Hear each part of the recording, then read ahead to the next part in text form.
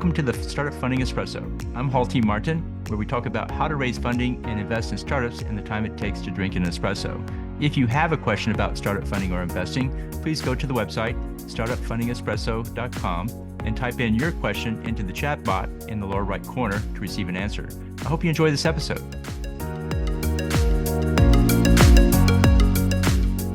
Hello, this is Halti Martin with the Startup Funding Espresso, your daily shot of startup funding and investing. Web3 brings new business models. Here are some key business models to consider. Native assets. The value of the coin or token is valuable in and of itself. Example is Bitcoin, in which the coin itself has value, and as the community grows, the value increases. Infrastructure for native assets. There's value in building the exchanges, wallets, and custody solutions for holders of native assets who want to buy, store, and sell their tokens or coins.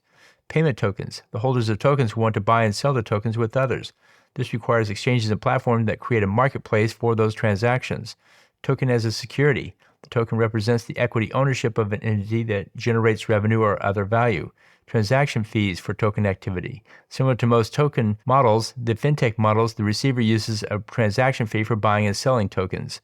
Network services. Those providing services around token management such as custody, security, and recovery would receive compensation. In yield farming, those who hold tokens can lend their assets to others who pay an interest rate for it. Consider these business models for your Web3 application. Thank you for joining us for the Startup Funding Espresso, where we help startups and investors connect for funding. Let's go start us into today.